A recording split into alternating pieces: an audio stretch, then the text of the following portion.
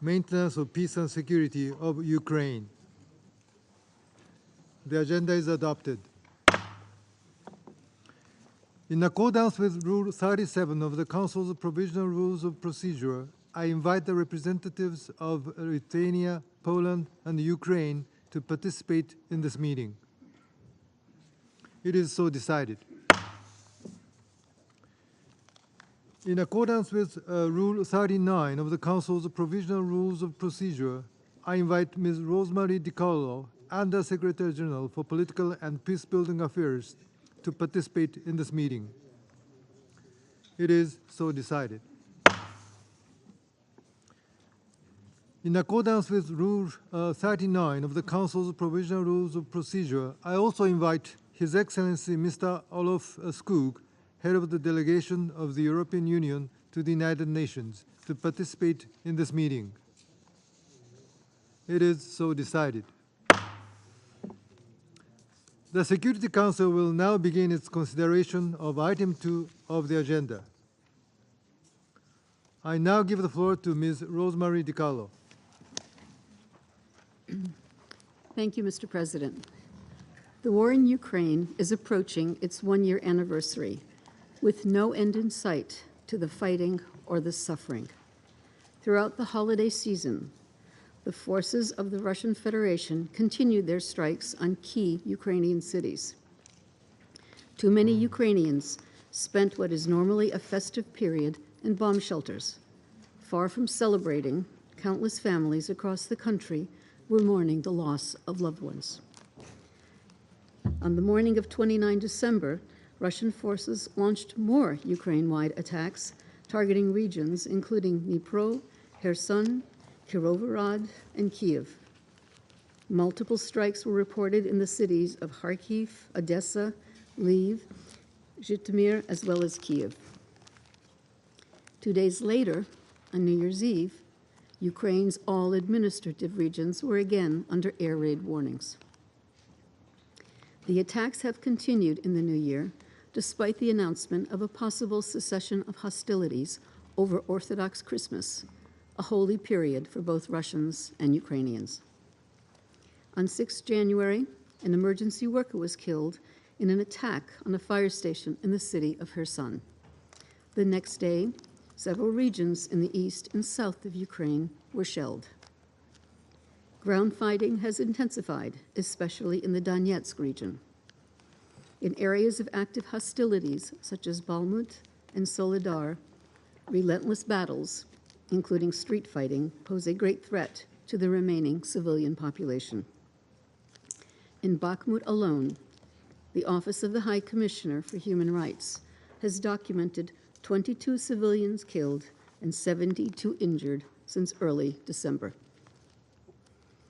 Following the most recent fighting, OHCHR has verified 18,096 civilian casualties since Russia's invasion of 24 February 2022.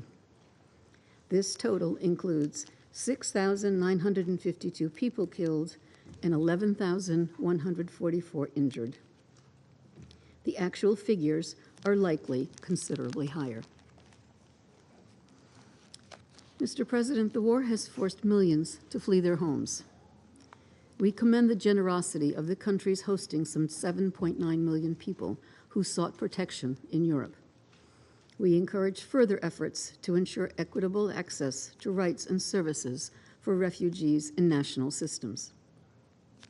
In Ukraine, some 5.91 million people, 65% of them women and girls, are internally displaced. Fueling the displacement is the purposeful, systematic targeting of critical civilian infrastructure, including energy and healthcare facilities. Following a request from Ukraine to the Secretary General, the United Nations Development Program has launched a sector-specific damage assessment in collaboration with the World Bank. The assessment, which aims at identifying the most critical needs for restoration of damaged energy infrastructure, is currently underway, with 90% of the data collection completed. The number of recorded attacks on healthcare facilities last year was the highest in the world. There were 745 incidents as of 4 January.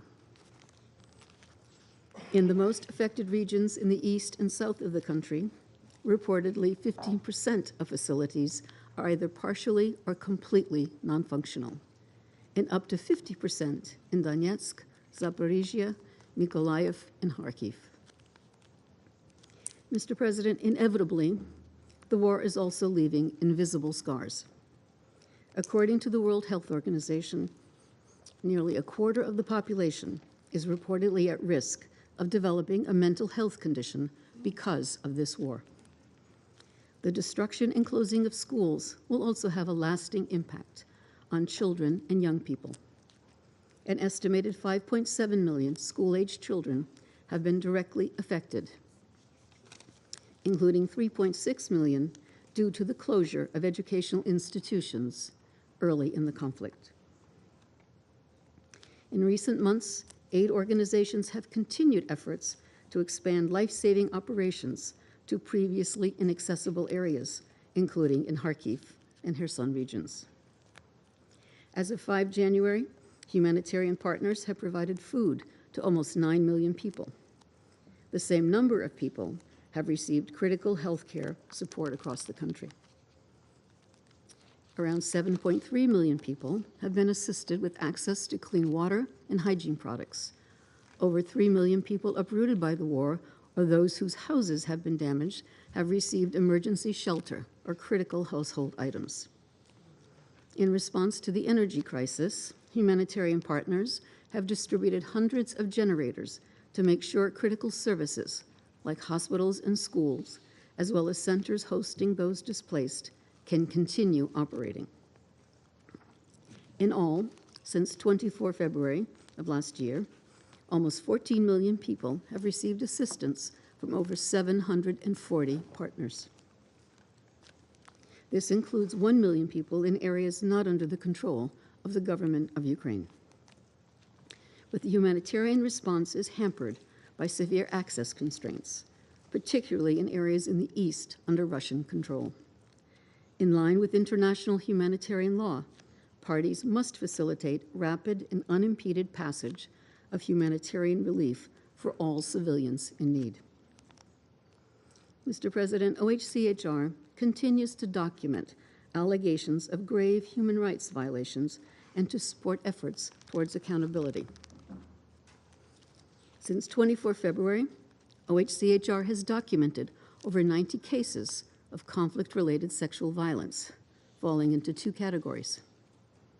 The majority as a method of torture and ill treatment in detention, predominantly affecting men, and sexual violence involving rape, including gang rape, of women and girls in areas under Russian control. It is imperative that all perpetrators of human rights violations are held accountable. And on the question of accountability, the Office of the Prosecutor of the International Criminal Court continues its work in Ukraine, where it has maintained a presence since May 2022. As the prosecutor has indicated in his briefings to the Council, the alleged targeting of civilian objects and the unlawful transfer and deportation of civilians, including children, from Ukraine to the Russian Federation are the investigative priorities of his office. Mr. President, on a positive note, we welcome the ongoing contacts and commitment of the parties to continue exchanges of prisoners of war, most recently on Sunday, involving 50 Ukrainian and 50 Russian captives. We're encouraged by the meeting hosted in Turkey on 11 January of Russian and Ukrainian ombudspersons on this issue. Despite the challenging context, the Black Sea Grain Initiative continues to make a difference, including by helping bring global food prices down. The Food and Agriculture Organization now reports a continued decline of its food price index. More than 17 million metric tons of foodstuffs have now been moved under the initiative, reaching or on their way to some 43 countries. Roughly 20% of this total is for countries categorized by the World Bank as low-income or lower-middle-income economies. The United Nations also continues its engagement with all stakeholders to remove remaining obstacles to Russian food and fertilizer exports, including ammonia. These exports are key to keep prices down and mitigate food insecurity, and we urge all concerned to work to that end. Mr. President, as the Secretary General has made clear, Russia's invasion of Ukraine is a violation of the Charter of the United Nations and of international law. It has created a humanitarian and human rights catastrophe, traumatized a generation of children, and accelerated the global food and energy crises. And yet, this grave damage could pale in comparison with the consequences of a prolonged conflict. I said at the outset of my statement that there is no sign of an end to the fighting. The logic that prevails is a military one, with very little, if any, room for dialogue right now. But all wars end, and so too will this one. Ukraine, Russia, the world cannot afford for this war to continue. The Secretary General is ready to assist the parties to end this senseless, unjustified conflict on the basis of the United Nations Charter and international law. Thank you, Mr. President. I thank Ms. DiCarlo for her briefing. I now give the floor to those council members who wish to make a statement. I give the floor to the representative of Albania. Thank you, Mr. President, and thank you, USG DiCarlo, for yet another in-depth briefing on the ongoing situation in Ukraine. Mr. President, colleagues, a year has passed and the situation in Ukraine is no different. 323 days of an ongoing and unjustified war have resulted in devastating damage to the population and the country's physical, economic, and human infrastructure. Thousands of civilians have been killed. Some 8 million have become refugees. A large part of the population is suffering from psychological trauma.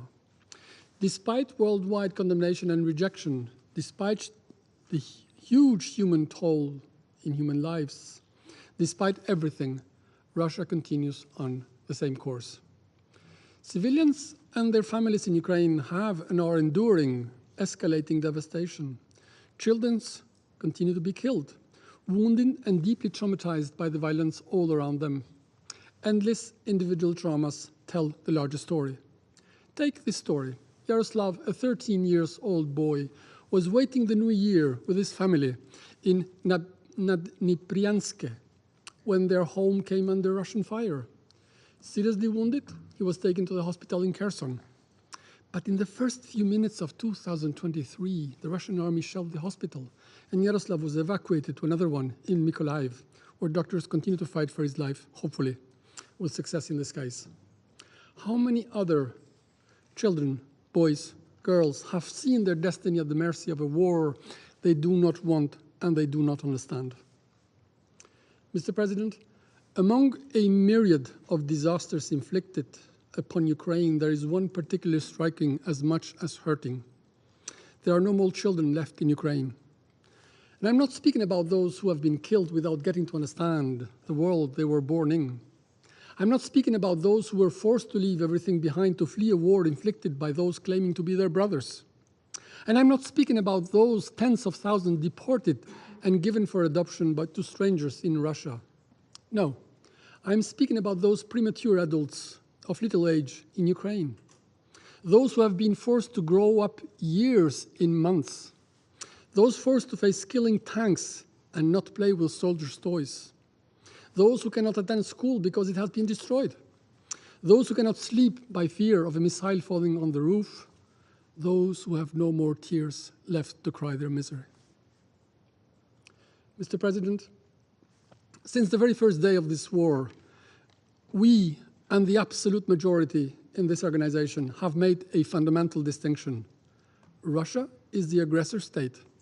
Ukraine is fighting to defend itself for survival. Russia is wrong, and nothing can or will ever change this, and no propaganda machine has been able to alter it. Ukrainian army and people have defied all expectations.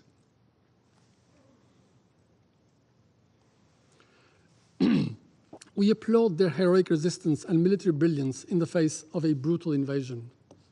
This is why it has been and remains crucial to help Ukrainians to defend themselves and prevail in restoring their sovereignty, in securing their borders, because any other result will only sharpen the Kremlin's appetite. Let's not forget, only 8 years separated Russia's seizure of Crimea and the invasion of Ukraine. Those who believe being on a messianic mission to restore falling empires will not stop if they are not stopped. They will just wait until the next move. The world needs Ukraine within its borders to save a world order from the current and future transgressors of commonly agreed rules. Ukraine has been able to show the world the strength of the right against the illusions of the might. In this conflict, it is the courage and resilience of Ukrainians that represent the hope for a life in peace for all of us. Mr. President, since February last year, the course of the war has forced multiple times Russia to define down its military goals. Russia abandoned the Kiev area because it was forced out. Kremlin officials declared that Russia is in Kherson forever, and then they were forced out. All the ground lost in 2022 has not resulted from any tactical retreat, but from outright defeat. The Kremlin has not changed its goals. It has been contained and stopped.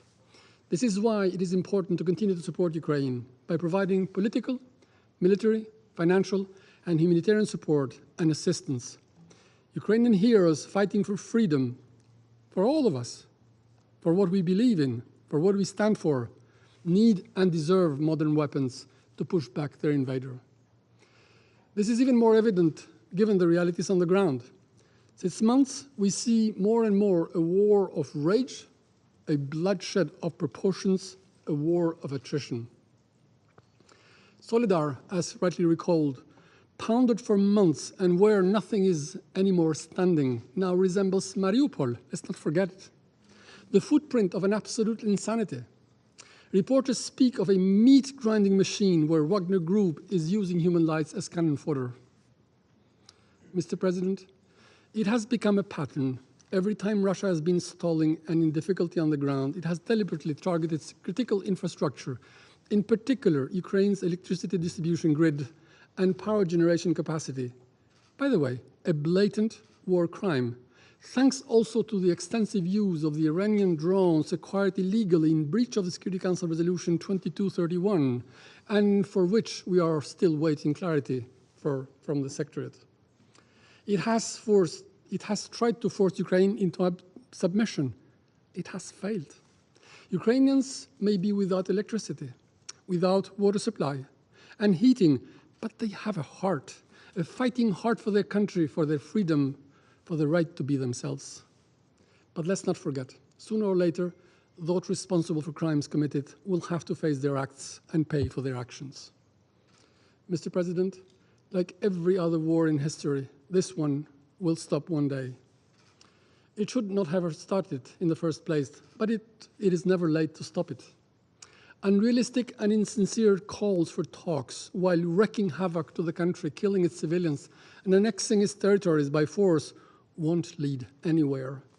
The crimes committed against Ukrainian civilians, the rapes and murders, the scales of destruction, the sacrifices and the number of deaths, the persisting imperialist madness have not broken Ukraine, and we all know it. They only have strengthened the resolve of Ukrainians to defend themselves and bar the way to the aggressor. For any meaningful and credible diplomatic path to materialize, Russia must first withdraw its troops from the internationally recognized borders of Ukraine. This can lead to an outcome. And I thank you. I thank the representative of Albania for their statement. I now give the floor to the representative of the United States. Thank you, Mr. President. Undersecretary General DiCarlo, thank you for your briefing. Deputy Foreign Minister Zaparova, thank you for joining us today. On January 1st, as the rest of us were celebrating and welcoming the new year, the people of Ukraine endured 3 straight nights of Russian missiles and drone strikes against their cities. These attacks were barbaric. They destroyed systems that provide heat and light to the Ukrainian people during the coldest, darkest part of winter. They're not the actions of a country ready to give up on war. This new year offers us, along with our new colleagues on the Council, an opportunity to reflect on the last year. Let's start by reminding ourselves of the mandate of this body. The Security Council is the primary body responsible for the maintenance of international peace and security. That is a serious, solemn duty. The UN Charter and the peace it strives to achieve is in our hands. It's in our care. Last January, we feared this peace was at risk. 12 months ago, the United States first warned of troubling signs that Russia was planning a massive, full-scale invasion of Ukraine. As Russia amassed troops along the Ukrainian border, including in Belarus, we rang alarm bells and pursued every diplomatic avenue possible to prevent war. In January 2022, we convened urgent meetings, including at the OSCE, the NATO-Russia Council, and the bilateral U.S.-Russia Strategic Stability Dialogue. Our goal was for all sides to resolve their concerns through dialogue and diplomacy. But Russia chose a different path. President Putin chose to strike at the heart of the UN Charter. He chose war. At the exact moment, in fact, that we were working in this council to keep the peace. Today, we're all feeling the direct and spillover effects of this senseless war. For example, Russia's war in Ukraine has dramatically exacerbated the global food crisis. The World Food Program estimates that more than 345 million people are suffering from or at risk of acute food insecurity. Acute. That means they are in imminent danger of dying. 345 million people, that's more than double the amount in 2019. Russia's attacks and continued blocking of some Ukrainian ports have decreased Ukraine's food exports by approximately 30%. And we thank Turkey and the UN Secretary General for helping to broker the Black Sea Grain Initiative, which has been critical to feeding the world's hungry. But here's the truth. The initiative's operations are not keeping pace with the strong global demand for Black Sea grain. Due to Russia's deliberate slowdown of inspections, dozens of ships are waiting to depart, and dozens more are waiting for inspections before they can bring their grain cargo to the world. This backlog means extra expense and extra delay for millions of tons of grain, a majority of which is destined for developing countries. The backlog means 2.5 million tons of grain are just sitting there waiting to move, and farmers in Ukraine are waiting to plant. Some ships have been waiting for over a month. Grain is moving at just half the rate of the pace back in September and October. The initiative should operate as it was envisioned, moving 5 million tons of food per month. The world's hungry deserve nothing less. Today, I'm asking members of the Council to join us in urging Russia to scale up cooperation immediately. As we work to contain the ripple effect of Russia's war, we must also be laser-focused on the horrors happening in Ukraine on the ground. Last week, the New York Times detailed the harrowing accounts from the Ukrainian Prosecutor General's office of well-documented cases of sexual violence committed against women, men, and children by Russian Federation forces. I strongly encourage everyone at this table to listening here today to read this report. The details are too awful, too sickening for me to recount here today. Of course, we don't only have to rely on the New York Times. The UN's Independent International Commission of Inquiry has documented numerous reported cases of sexual violence and torture. Just as when we warned this council last January that Russia was planning a full-scale invasion of Ukraine, we also warned this council more recently that Iran and the DPRK plan to transfer prohibited materials to Russia. They have. Since August, Iran has transferred hundreds of UAVs to Russia in violation of UN Security Council Resolution 2231. Russia has been using these Iranian UAVs to strike Ukraine's energy infrastructure, depriving millions of Ukrainian civilians of electricity, heat, and critical services in the middle of winter. People in Ukraine today are suffering and dying as a result of Iran's support. We believe Iran is now considering the sale of hundreds of ballistic missiles to Russia, and also in violation of Council resolutions. We urge Iran to reverse course and not to take these steps. And we urge everyone who supports peace to ask Iran to do the same. Meanwhile, DPRK officials said publicly that they would not support Russia's war in Ukraine, but they have since delivered arms to the Wagner Group in direct violation of Security Council resolutions. Last month, DPRK delivered infantry rockets and missiles into Russia for use by Russian Federation-backed Wagner in violation of the Council's sanctions resolution.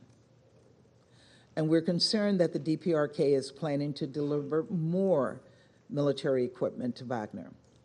We condemn the DPRK's actions and urge the DPRK to cease these deliveries and come into compliance with the relevant Security Council resolutions. And once again, we encourage everyone to join us in that call. Mr. President, as we start this new year, the world is tired of war. The people of Ukraine who have suffered so much crave to return to a normal life. Now is the time for all countries to stand together and demand that Russia end this senseless war. We must come together in defense of the UN Charter and its most fundamental principles. We must come together to achieve a just and secure peace consistent with the Charter. And let us continue to do everything in our power to contain the ripple effects of Russia's actions, help those who are suffering both in Ukraine and outside its borders, and hold accountable everyone who violates international law and supports this illegal, immoral war. Thank you. I thank the representative of the United States for their statement. Now I give the floor to the representative of Ecuador. Gracias. Thank you very much, Mr. President. I'm grateful to Undersecretary General for Political and Peacebuilding Affairs, Rosemary DiCarlo, for her briefing. Since this is the first opportunity that my delegation has had to refer to this topic, a central topic on the agenda of the Security Council, I want to just stress that since the very beginning of the military aggression of Russia against Ukraine, Ecuador has condemned it unequivocally. This aggression against the sovereignty and territorial integrity of Ukraine is contrary to the principles of the United Nations Charter and to international law, and it has no place in an international order based on the rule of law, as stated by our Foreign Minister Holguin in the open debate in this Security Council yesterday. Now, pursuant to the principles of our foreign policy and remaining faithful to our vocation as a peace-loving nation, we do not recognize, nor will we ever recognize, the acquisition of territory by force. We'd like to express our support to the Secretary General Antonio Guterres for the efforts to achieve peace undertaken as part of one of the most complex challenges represented by this conflict and any other conflict that involves one of the permanent members of this council. Ecuador regrets, Mr. President, the partial application of Article 27.3 of the UN Charter. That is the article from which the veto is derived, but that article also establishes the obligation for the parties in a dispute to refrain, or rather to abstain from voting. Furthermore, I'd like to highlight Resolution 2623 of 2022, in which the members of the Security Council decided to convene the 11th Extraordinary Session of the General Assembly, which allowed the members of this organization to express their position with determination. My delegation recalls the presidential statement of the Security Council of the 6th of May of 2022, in which this very organ demonstrated unity in expressing its profound concern about maintaining peace and security in Ukraine, and recognized that pursuant to the United Nations Charter, and I quote, all member states have assumed the obligation to resolve their international disputes through peaceful means, end of quote. The Security Council and its members must honor that declaration. We therefore urge that an end be put to this invasion that will soon mark its one-year anniversary, and we urge that this council examine ways that make it possible to immediately suspend hostilities and to re-establish peace and security in Ukraine, those that are based on the respect of its sovereignty, territorial integrity, and political independence. Ecuador is ready to support any initiative that promotes political dialogue and diplomacy, and that furthermore eliminates the specter of the nuclear threat. Mr. President, Ecuador deplores the recent escalation of attacks and strikes in Ukraine, which continue to deteriorate the humanitarian situation, which has been aggravated by bombing targeting critical infrastructure that has decimated access to basic services. Furthermore, we are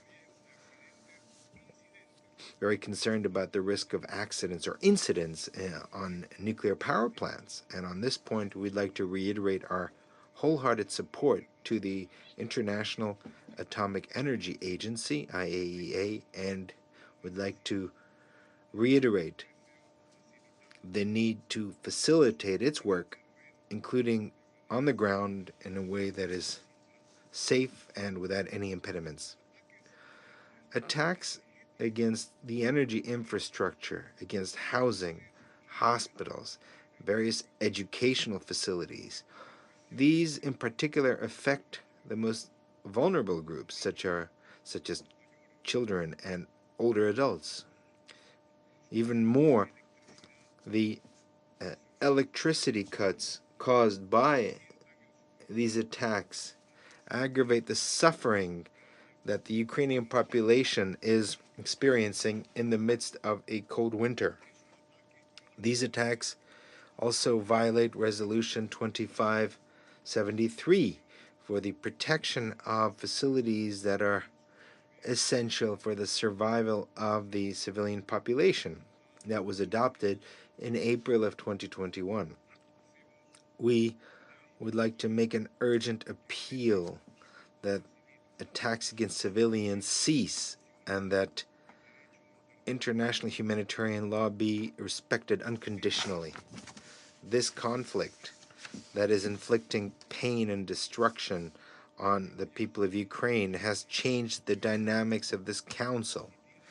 And it has disastrous consequences that have worsened food insecurity around the world. And on this point, we call on the expansion and deepening of initiatives such as the Black Sea Grain Initiatives.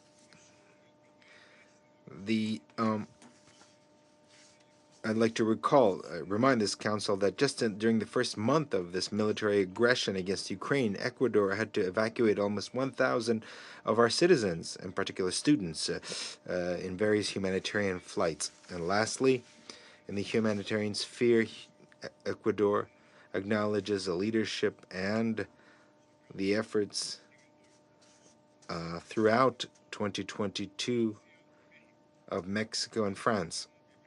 Mexico concluded its very valuable role this past December.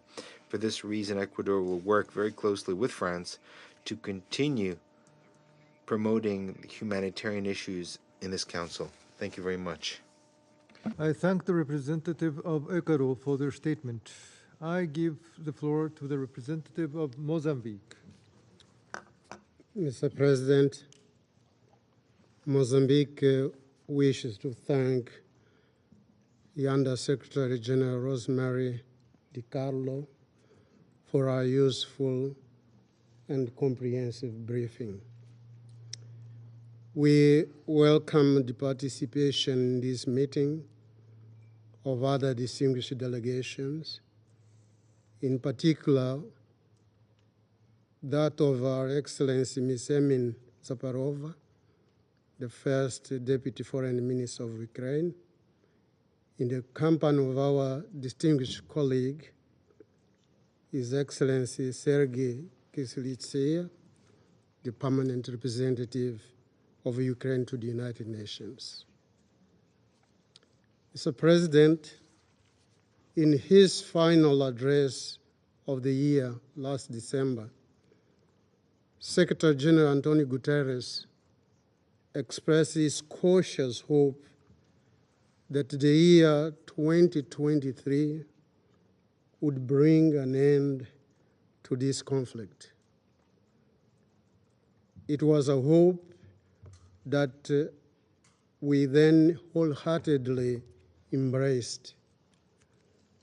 We note, however, that after almost a year of armed conflict, the war shows little sign of abating.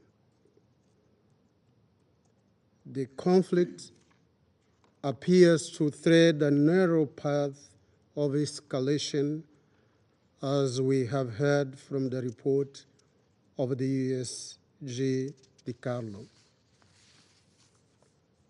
We are deeply concerned that Europe, a continent at the origin of two tragic world wars and the epicenter of a long Cold War, is again plunging the world into a gloomy situation of fear and food crisis. We are here to encourage that ways of a negotiated solution to the conflict be explored. We have a genuine interest in peace and security worldwide as a global common good. We wish to remind ourselves that the concept of collective security, that the security of one is the security of all, was at the center of the creation of the United Nations. It is a concept enshrined in the Charter and cherished by all peace-loving nations.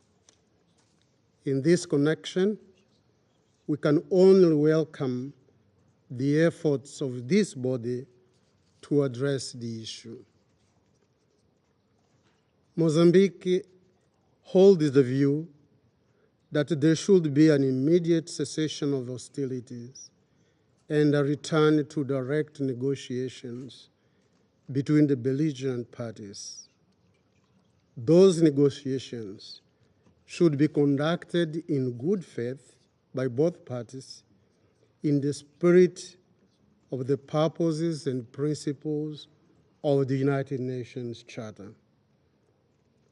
We defend that humanitarian work be given a high priority in accordance with the relevant rules of international humanitarian law and practices of humanity. Mr. President, we see the need and importance in shoring up the platform that led to the Black Sea Initiative with the support of the Secretary General's Global Crisis Response Group on Food, Energy, and Finance. In this context, we encourage the Secretary General to continue devoting his efforts with our support and his moral authority in search for a negotiated solution to the conflict. I thank you, Mr. President. I thank the representative of Mozambique for their statement. Now I give the floor to the representative of Switzerland. Monsieur le Président, Mr. President, I wish to begin by thanking Under Secretary General Rosemary DiCarlo for her sober assessment of the situation. I also wish to welcome here among us the First Deputy Foreign Minister of Ukraine, Her Excellency Ms. Emin Dubrova, and I welcome His Excellency Mr. Wojciech Gerel of Poland to this meeting. I also welcome the representatives of the other delegations here present. For the population of Kiev and many other regions of Ukraine, this year began as the last one ended. That is, with a large wave of airstrikes launched by Russia. At the same time, intense fighting continues, particularly in the east of Ukraine. Our thoughts are with the people who are suffering from this war, wherever they are in the world. Mr. President, Russia's large-scale military aggression against Ukraine is a serious violation of international law and of the UN Charter. Switzerland strongly condemns this violation and fully supports the sovereignty and territorial integrity of Ukraine.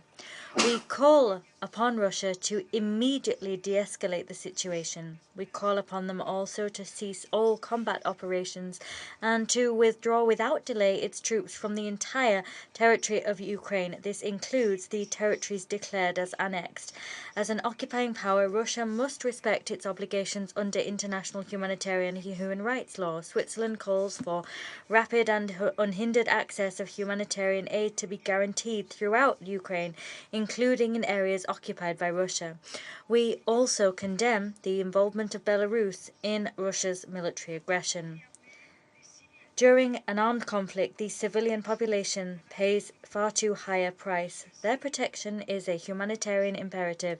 Switzerland stresses that all parties must protect the civilian population as well as persons hors de combat. All parties must respect international humanitarian law and human rights. However, in Ukraine since February 2022, thousands of civilians have died or have been injured. The Ukrainian people have been subjected to and still face horrific situations. These include acts that the Independent International Commission of Inquiry on Ukraine considers to be war crimes and human rights violations. Millions of people have been forced to leave their homes. The vast majority of them are women and children. These women and children have often been exposed to high risks such as human trafficking and sexual violence. In addition to all of this, in recent months there have been recurrent Russian attacks against Ukraine's energy infrastructure. Without electricity, the functioning of essential services such as hospitals and water supply systems is hampered. In view of all of the above, I today reiterate Switzerland's call for a cessation of all attacks on civilians and persons hors de combat, as well as attacks against civilian property and on essential infrastructure. We must take a step forward towards peaceful, just and lasting solutions. This involves a commitment to diplomatic solutions. It also involves progress in the reconstruction process, action on accountability and victims' rights, and involves redoubling efforts to guarantee nuclear safety and security. We must not forget that this war has consequences which go far beyond the European continent. The burden of more expensive food, uncertain energy supply, and the threat of a nuclear incident weigh on the whole world. We share the Secretary-General's conviction, and I quote, "This is not a time to sit on the sidelines. It is the time for resolve, determination, and yes, even hope." End quote. Switzerland supports, including as host state in Geneva, the good offices of the Secretary-General and his unwavering commitment to advancing peace. We will continue to provide humanitarian aid in Ukraine. We'll do this, for example, by supplying mobile heating devices. We support justice for victims, including by promoting the documentation and investigation of crimes committed against them. We are committed to a participatory and transparent reconstruction process under Ukrainian leadership. This was set out by the Lugano Principles. Mr. President, last year, war returned to Europe with full force. As members of this Council, it is our responsibility to do everything in our power to ensure that this year is a year of just peace in accordance with international law in Ukraine and elsewhere in the world. Thank you. Thank the representative of Switzerland for their statement.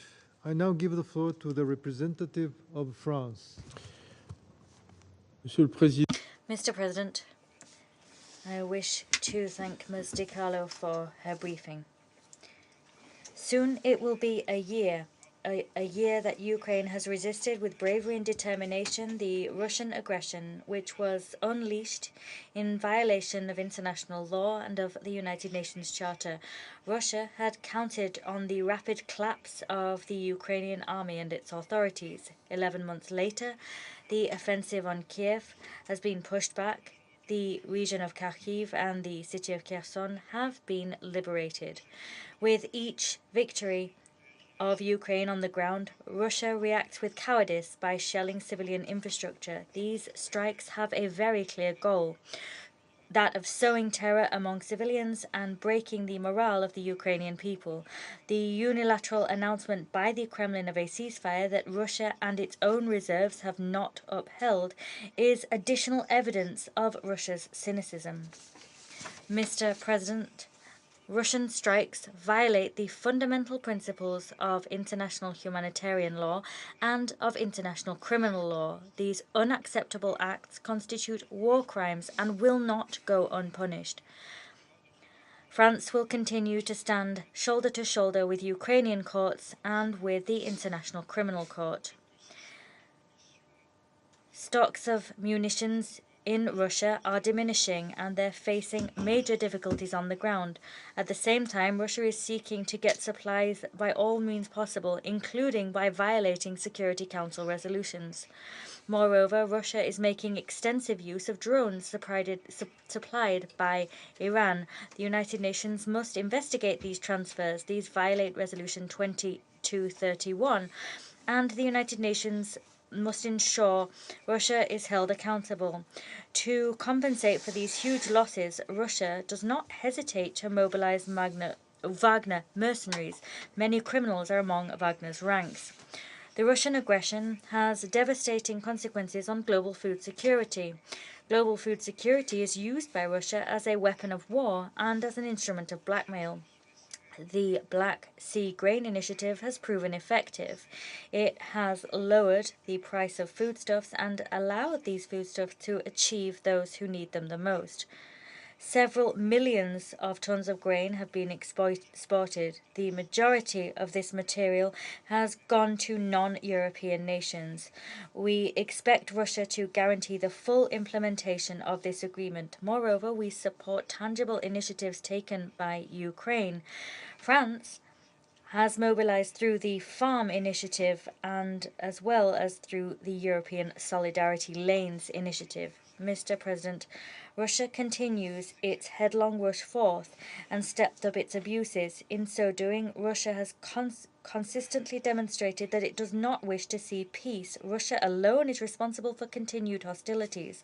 Through the 10-point peace plan proposed by President Zelensky, Ukraine is setting forth the path towards a just and lasting peace.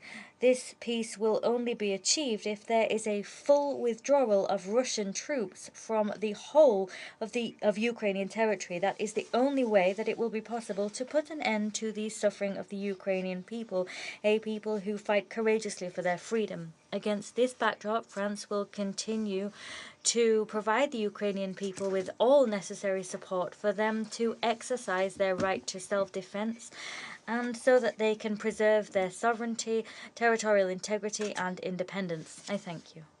I thank the representative of France for their statement. I give the floor to the representative of China. 主席先生。 Mr. President,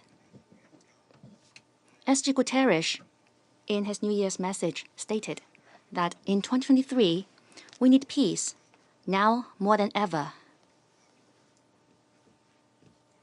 Helping Ukraine and the European region restore peace and stability is an unshakable responsibility of the international community, the Security Council in particular, and a goal that we should redouble our efforts to achieve in the new year.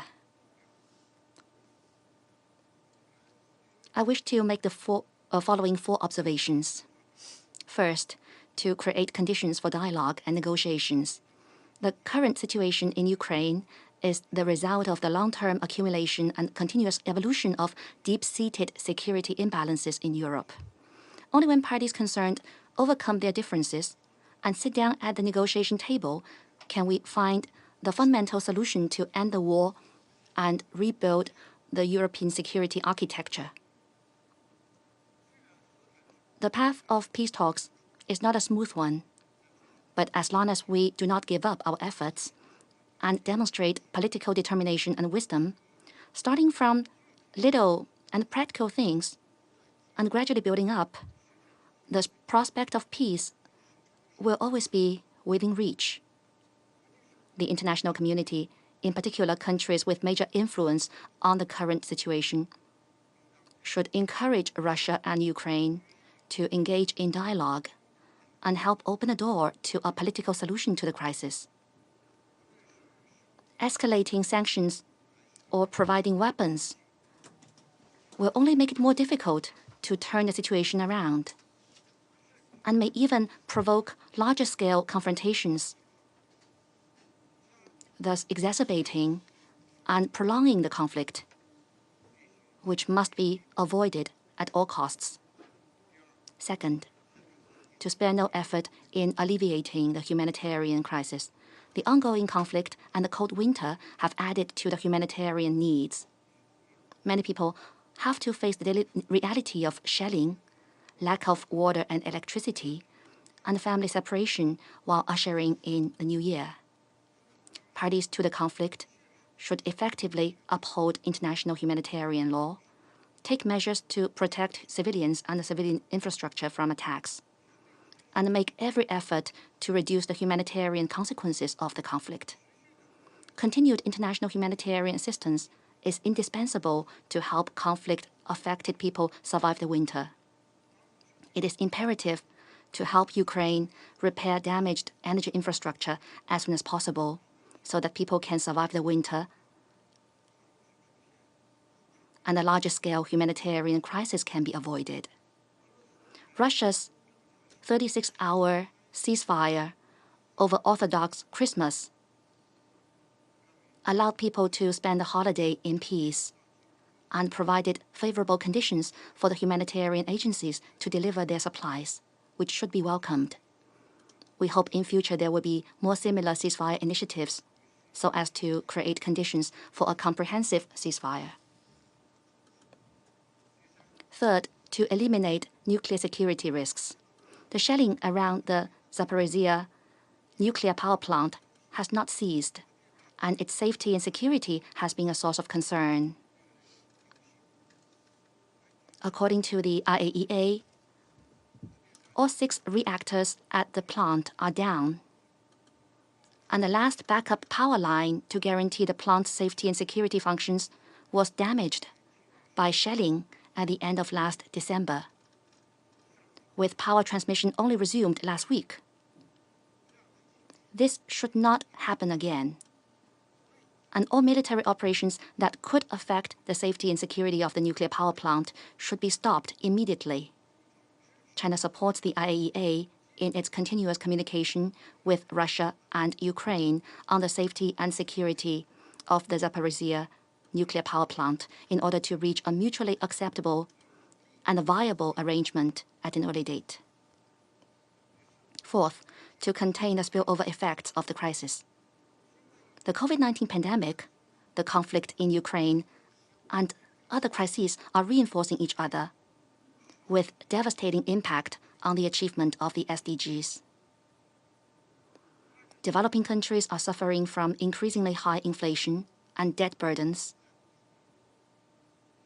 And in last year alone, the number of people suffering from extreme poverty and severe hunger increased by several million. It should be noted that this is not simply about production and demand, and that the disruption of global industrial chain and supply chain by unilateral sanctions cannot be ignored.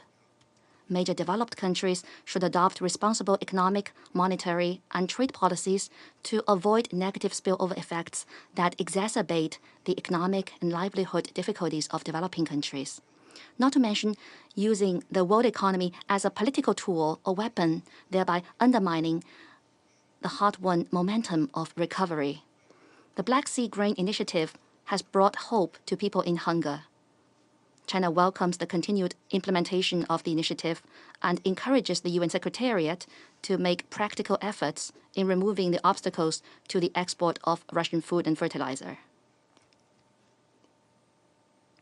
Mr. President, the crisis in Ukraine has once again brought the world to a crossroads. As President Xi Jinping stated, whether to revert to the Cold War mentality, unprovoked division and confrontation, or to proceed from the common welfare of the humanity and uphold equality, mutual respect, and win-win cooperation. This is a test of the wisdom of the international community and the reason of the humanity. Facts have proved that conflict, confrontation, containment, and decoupling are against the trend of the times and therefore doomed to failure, while peace, development, win-win, and cooperation are in line with the expectation of the people and the prevailing trend of the times. At the beginning of the new year, all parties should take new actions to actively open up new prospects for peace. China will continue to uphold an objective and impartial position and take constructive efforts in its own way. Thank you, Mr. President. I thank the representative of China for their statement. Now I give the floor to the representative of Brazil. Mr. President, I welcome the First Deputy Foreign Minister of Ukraine, Ms. Zaparova, the Deputy Minister of Foreign Affairs of Poland, Mr. Gerwel, as well as the representatives of Lithuania and the European Union to this session. I thank Under-Secretary General Rosemary DiCarlo for the detailed and comprehensive briefing, which unfortunately confirms prevailing somber expectations. We are sorry to hear, once again, that there are no prospects for opening peace negotiations, while the humanitarian situation continues to deteriorate and the number of civilian casualties increases every day. Brazil understands that initiatives such as the temporary ceasefire during Orthodox Christmas could pave the way for the resumption of dialogue. It is heartbreaking to see that even in such moments, it is impossible to reach agreement, and yet another opportunity to build peace was lost. We urge the parties to break this senseless dynamic. At the same time, we expect all countries, directly or indirectly involved, to start showing genuine interest in a dialogue for achieving peace. The exclusive pursuit of military solutions will inevitably stoke long-lasting resentments and a post-conflict situation of fragility and instability. Mr. President, we regret the disbanding of the fact-finding mission set up by the United Nations to investigate the incident of 29 July 2022 in Olenivka, even before it was able to begin its work. Impartial scrutiny is essential to contain the proliferation of false narratives and prevent such atrocities from happening again. We encourage the parties to increase efforts to ensure the security of future missions of this nature and the Secretary General to reconsider the decision. Mr. President, Brazil reiterates its commitment to the preservation of Ukraine's sovereignty and territorial integrity and to a political solution to the conflict that takes into account legitimate security concerns. We also reiterate the call for the well-being of the civilian population on both sides of the front line to be everyone's priority. We welcome Turkey's renewed mediation efforts and encourage other members of the United Nations to engage in initiatives that will allow for the prompt cessation of hostilities in order to abbreviate the suffering of the Ukrainian people. I thank you. I thank the representative of Brazil for their statement. Now I give the floor to the representative of Ghana. Thank you, President. I thank USG Rosemary DiCarlo for her comprehensive briefing on the security and humanitarian situations in Ukraine. Ghana appreciates and remains fully supportive of the crucial work of the different United Nations agencies to address the several crises generated by the war. 10 months of the Russian Federation's war on Ukraine has left many in fear of the great upheaval that lies ahead unless the war is brought to an end sooner rather than later. We remain deeply concerned that belligerency appears to prevail over a reasonable approach, requiring a move away from the battlefront and for the warring parties to resolve their dispute through dialogue. The prevailing conditions in Ukraine reinforce the critical need for the international community to intensify efforts towards a peaceful settlement of the conflict. Despite the echoing calls by the members of this council and the international community, the Russian Federation's actions have perpetuated a disregard for the prohibiting obligations of international law against the use of force as it engages in an intense fight to capture the city of Solidar and many other parts of the country. The multiple impacts of the war on the lives of the Ukrainians, especially women and children, are tragic to say the least. The destruction to civilian and critical energy infrastructure are monumental and require extensive resources to be restored where possible. We are particularly concerned by recent escalatory rhetoric and posturing which carry the risk of a possible spillover of hostilities and that could set the stage for a wider war marked by existing global geopolitical fissures. While Ukraine has been the center stage of combat, the war has also deepened tensions within the interstate relations of some of the most powerful nations and elicited responses ranging from the imposition of sanctions and military assistance to Ukraine. We must also note the continuing impact of the unfolding war on the world economy. The food, energy, and financial crisis provoked by the war has caused many developing countries to experience receding economies and heightened chances of instability. Mr. President, international peace and security are under threat from the ongoing war in Ukraine. There is a need, therefore, for the Security Council to strengthen peace efforts by drawing on the tools for pacific settlement provided under the Charter of the United Nations. We are of the view that the Security Council must begin to consider a clear-cut process involving all the parties and all other relevant stakeholders. Such an effort would require the good faith commitment of all members of the Council and must be aimed at finding pragmatic and mutually acceptable solutions grounded in the rules of international law and the avowed values of the Charter of the United Nations. It is most pressing for the Security Council to find common ground upon which it can accelerate action for peace in Ukraine.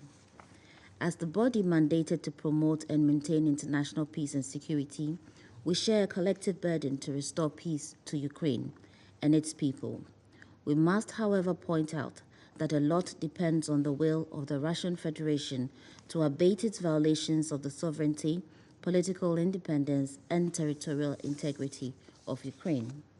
We therefore reiterate our call for an end to this war by the immediate and unconditional withdrawal of the Russian Federation forces from the internationally recognized borders of Ukraine. We are firmly of the view that dialogue and diplomacy offer the most viable paths to address the security and other concerns of the parties in a comprehensive and mutually acceptable manner. Mr. President, we continue to be disheartened by the humanitarian suffering experienced by the people as a result of the war. Innocent people pay the price each day of the war with their lives and livelihoods. Millions of people have been displaced from their homes with little hope of returning to find them in place. To date, close to 7,000 deaths and more than 11,000 injuries, including of children, have been recorded. Most regrettably, humanitarian workers have also fallen victim to the war. The deliberate attacks of civilians and humanitarian workers are unacceptable and constitute violations under international humanitarian law. We condemn all such action and call on the parties to comply with their international obligations and also to grant humanitarian access to all impacted areas. We condemn all abuses and violations of human rights arising from the war and reiterate our call for thorough, transparent, and independent investigations into all such reports. We note with regret that the United Nations fact-finding mission that was to investigate the killing of prisoners in Olenivka has had to be disbanded for safety reasons. Despite any setbacks, we must sustain our collective commitment to ensure accountability for all war crimes and to avoid impunity in Ukraine. In respect of safety, of nuclear safety and security, we wish to underscore the absolute importance for the parties to take preventive measures, including the delineation of a demilitarized zone around the Zaporizhzhia nuclear power plant, as well as other nuclear facilities in other parts of the country. We urge the International Atomic Energy Agency in its engagement with the parties also to address the concerns regarding the physical and mental well-being of the staff at the Zaporizhzhia power plant. Finally, Mr. President, let me express Ghana's unwavering support for the sovereignty, political independence, and territorial integrity of Ukraine. We stand in readiness to support the efforts of the Council and the wider international community in finding a comprehensive and lasting resolution of the conflict between the Russian Federation and Ukraine, and further to address the global challenges resulting from the war. I thank you for your kind attention. I thank the representative of Ghana for their statement. Now I give the floor to the representative of Russian Federation. Mr. President,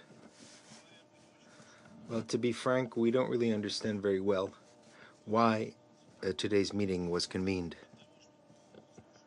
In order to hear a briefing by Madame DiCarlo, which was drawn up based on the so-called reliable information of that it was provided by so-called independent sources, so-called independent commission. What have we heard that's new from our Western colleagues that we haven't heard in various forms over the past year? The English writer William Thackeray, who's well known in our country, wrote a novel called Vanity Fair. Well, meetings on Ukraine, which have been convened by our former Western partners, increasingly recall a hypocrisy fair. And the hypocrisy of representatives of the collective West and the Kiev regime increasingly are taking on the oddest forms. For example, our Ukrainian neighbors, who just recently threatened us with terrible punishment and almost threatened to launch an offensive against Moscow, today have put on the garb of peacemakers. We felt that yesterday based on the statements of Madam Japarova, and prior to that, based on the initiatives of her boss, Mr. Kuleba. Ukraine now is running around brandishing the idea of some sort of a peace summit, suggesting any way it can that it's Russia who doesn't want war. Clearly, this is merely an attempt to win sympathy among Western public, who is increasingly asking inconvenient questions about where the money provided to Kyiv is going, and is surprised why Ukraine is rejecting any realistic mediation initiatives. At first glance, it seems there's the olive branch held out by Kyiv. What could be nobler? However, even with the most cursory examination, it becomes clear that behind this lovely facade, there's a rotten structure and even a hidden compartment. Kyiv does not try to hide that peace a la Ukraine is the capitulation of Russia, which must be endorsed by the international community. This is why Mr. Kuleba is promoting his propaganda peace stunt initiative, immediately specified that Russian participation in the so-called summit is not planned. Now, it's based on the same hypocritical and fundamentally flawed formula that the much vaunted Zelensky peace initiative is based on, that our Western colleagues outdid each other in praising. Anyone who believed even for a minute in the peaceful intentions of the Ukrainian dictator, I'd like to remind them that from the 30th of September, the very possibility of dialogue with our country was forbidden by Ukrainian legislation. By decree number 679, literally Ukraine, and I quote, noted the impossibility of conducting negotiations with President of the Russian Federation, Putin, end of quote. There's no other way to explain this legislative provocation other than the intention to continue fighting to the last Ukrainian. By the way, it's difficult to shed the impression that the Kiev regime and its most rabid sponsors have completely forgotten the meaning of the word peace. It's no accident that the European Union is financing arms deliveries to Kiev through the European Peace Fund, without even considering how abominable that sounds. Colleagues, Ukrainian authorities once again have shown their true and far from peaceful colors in March of 2022, when it withdrew its own realistic elements of a peace agreement which we were ready to discuss.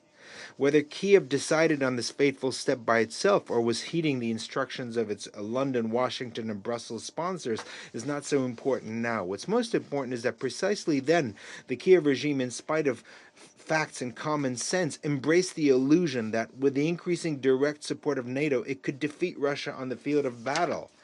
Now, the Ukrainian dictator is still incapable of shedding this dangerous illusion, even though Western leaders have adopted a more sober view of the situation. As a result, Ukraine has, in essence, become a NATO private military enterprise. It gets money, is supplied with weapons and intelligence information, it's told what to target and who to attack. Those who suffer are the Ukrainian people, who are being forced to fight for someone else's objectives. And this was acknowledged yesterday by the Ukrainian Minister of Defense, and I quote him, "We are fulfilling the mission of NATO without spilling their blood, but spilling our blood. This is why the West should continue to give us more money and more weapons," end of quote. That is the formula of a NATO war by proxy to the last Ukrainian. You can't describe it any better. At the same time, this cynical confirmation of the true premise of any Ukrainian so-called peace initiatives. Mr. President, I'm convinced that after my statement, many colleagues will ask the legitimate question, what is necessary for peace to prevail in Ukraine?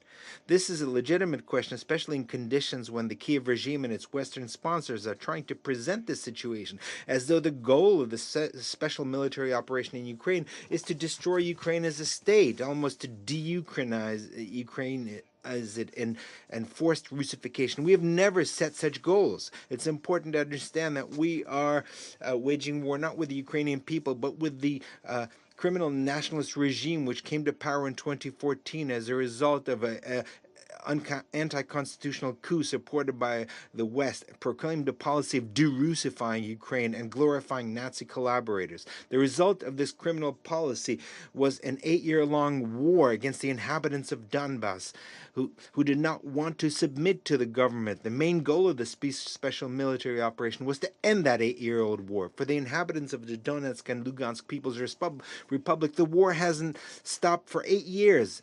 As far as how the population of that region survived under the shelling then and now, and what the people of the Donbass wanted, and how they tried to achieve that, well, we intend to tell everyone about that next Friday under an ARIA formula meeting. We think that for all states, and first and foremost new members of the Council, and those interested, it will be useful to get a first-hand account based on the testimony of witnesses and foreign observers and journalists who were there. Now, everything in Ukraine could have concluded differently if Kiev had implemented the resolution, the Minsk agreements endorsed by the UN resolution. However, this did not fit with the plans of Zelensky or its predecessors, and thanks to the revelations from Chancellor Merkel and President Hollande, it did not fit in the plans of its guarantors, France and Germany. Furthermore, we learned that the Minsk process was just a cover for the West, behind which it was arming Ukraine in order to push it into a conflict with Russia. With the beginning of this special military operation, the goal is to ensure that no threat will emanate from the Ukrainian territory for Russia, and the discrimination of the Russian speaking population will end. If this can be achieved through peaceful negotiations, we're ready to engage. If not, we will achieve it through military means. To date, though, neither the Kiev regime nor its Western sponsors have drawn the necessary conclusions about this disaster. Further, even worse, in Ukraine, with the tolerance of the collective West, the Zelensky regime has become an authoritarian dictatorship, which in itself is a significant obstacle to peace. More recently, in addition to persecuting dissidents and leaders of the opposition, we've seen an attempt to destroy the only canonical church in Ukraine, the Ukrainian Orthodox Church. The consequences of such actions for regional peace and security could be very severe, which is why we believe that this situation deserves close scrutiny by the members of the Security Council. In this connection, we'd like to request the Japanese presidency to convene a separate meeting of the Security Council on this topic in the afternoon of the 17th of January. Thank you. I thank the representative of Russian Federation for their statement. Now I give the floor to the representative of Gabon. Merci, Monsieur le Président. Thank you, Mr. President. I thank Under Secretary General Rosemary DiCarlo for her briefing. I also welcome here today the First Deputy Foreign Minister of Ukraine and the Deputy Minister for Foreign Affairs of Poland. I also welcome the representative of Lithuania and the head of the delegation of the European Union to the United Nations here today. Mr. President, since the last meeting of this Council on the war in Ukraine, no lull has been noted on the ground. There has been no respite for the people. The bitter fighting taking place in Solidar and in Bakhmut compels us to act. Civilians there are subject to regular shelling and are gripped in an unbearable vice as they struggle to control every space. According to the most recent statistics from the United Nations, this war has produced around 6.5 million IDPs. There have been more than 5 million refugees produced, more than 7,000 civilian deaths, and more than 11,000 injured. In addition, there have been alleged rapes, alleged acts of sexual violence, infiltration, trafficking in person, namely of children and women. Children's education has been disrupted, and there have been consequences and trauma which go far beyond the boundaries of the conflict itself. The use of weapons of mass destruction, and in particular the use of drones and other explosive weapons with wide area effects, as well as the use of cluster munitions and anti-personnel mines, has served greatly to swell the toll of the war in Ukraine. Many attacks have targeted energy infrastructure, health infrastructure, water supply infrastructure, and there have been direct attacks on civilians. Such attacks have forced civilians to flee, to escape danger, and these attacks have also made it more difficult to distribute humanitarian aid to the millions of people in need. The number of people in need of humanitarian assistance has spiked as temperatures have plummeted.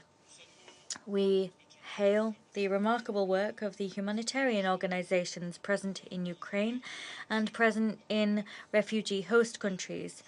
Their work has been invaluable in providing aid as well as food, cash, medical care, electric generators, drinking water, and other basic services. Once again, we call upon the warring parties to uphold their commitments under international humanitarian law. We call upon them to refrain from using weapons whose indiscriminate effects inflict atrocious suffering on civilians. Mr. President, as we approach the critical juncture of 12 months of tireless war, it would seem that the rhetoric of the all-out use of weapons is prevailing everywhere, and that heralds fighting which is even more intense. Everything points to the fact that this coming spring will be, as this winter has been, a season of increasingly violent offensive. As such, it is high time for the meetings of this Council to be convened and focused on reaching an outcome which prioritizes the search for a solution.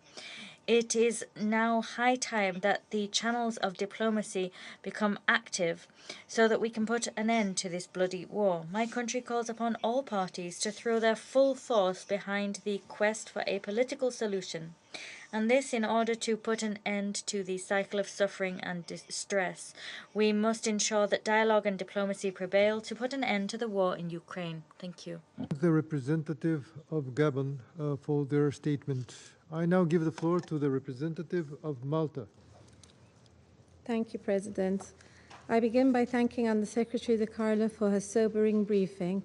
I recognize the participation of Her Excellency Zabarova, First Deputy Foreign Minister of Ukraine.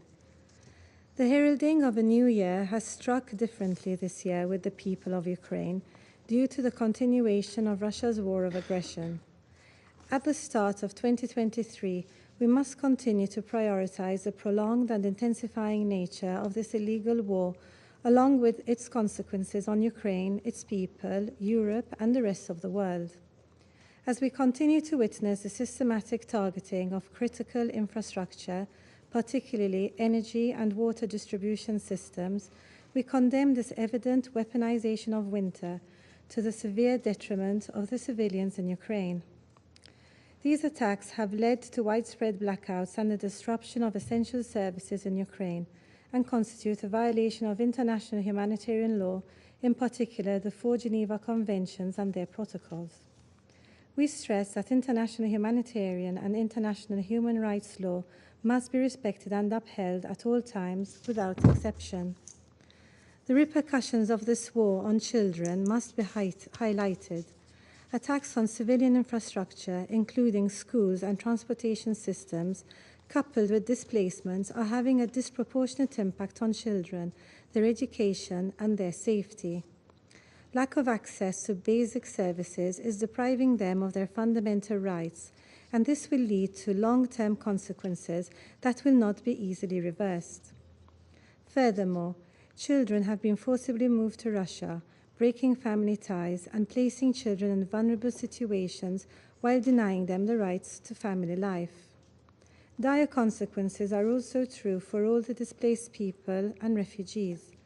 Funding for civil society organizations, in particular women's organizations, must be given priority, and all CSOs must be included and participate meaningfully in coordination mechanisms and decision-making processes at all levels.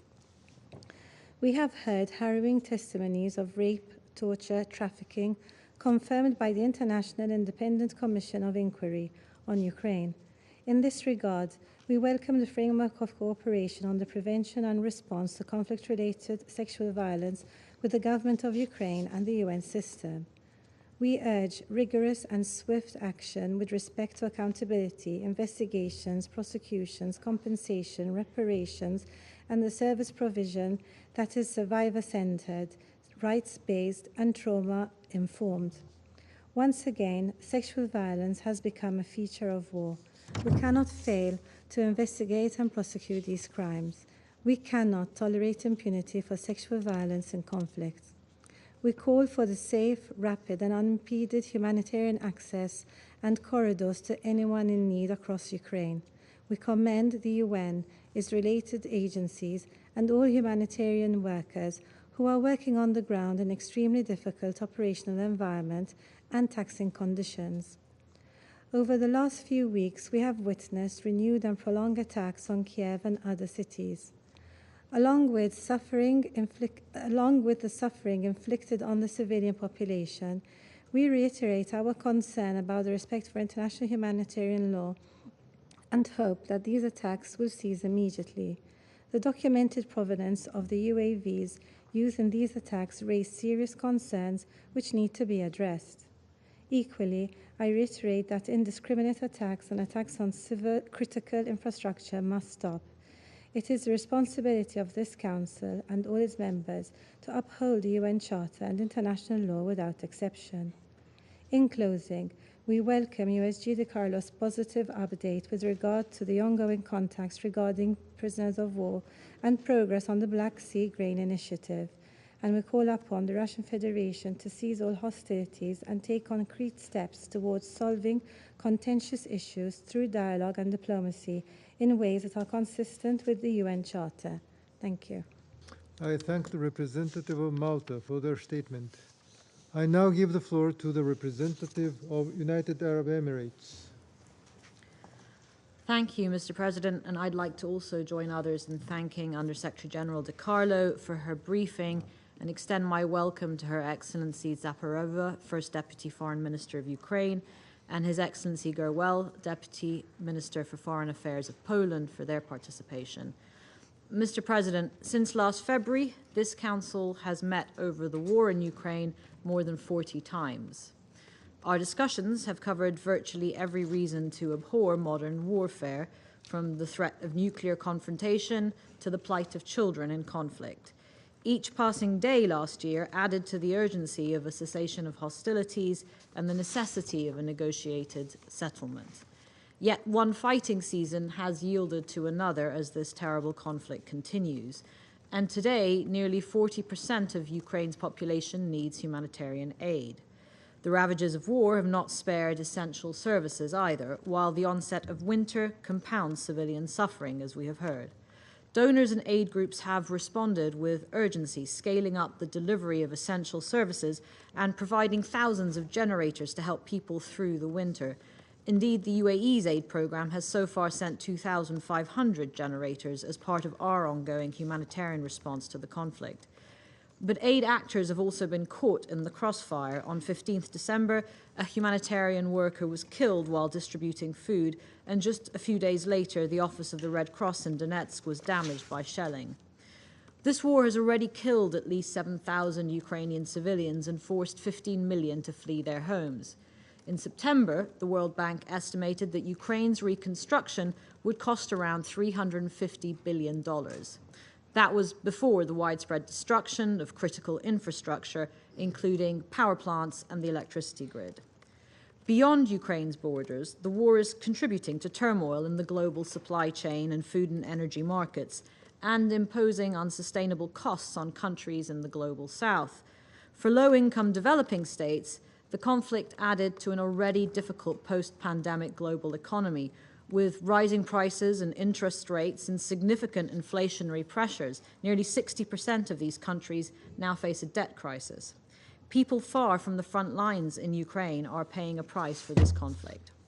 Meanwhile, the international system has had to confront the twin crises of function and principle.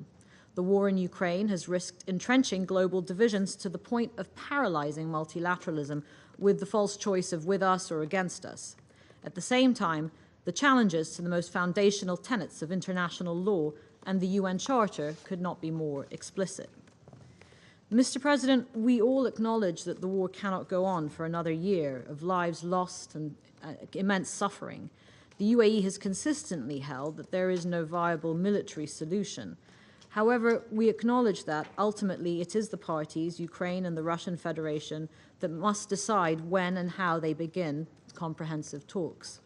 Still, the international community can and must do more to accelerate that process. Through active and deliberate diplomacy, we must collectively work to prevent an escalation and expansion of the war and include minimizing the risk of a miscalculation in those efforts. We must also preserve the space for positive interactions between the two sides, at the very least to normalize engagement on key areas like the export of grain and fertilizers, nuclear safety and security, and respect for international humanitarian law. And to encourage the parties to the negotiation table, we should also provide incentives in the form of a post-war vision that is just and sustainable.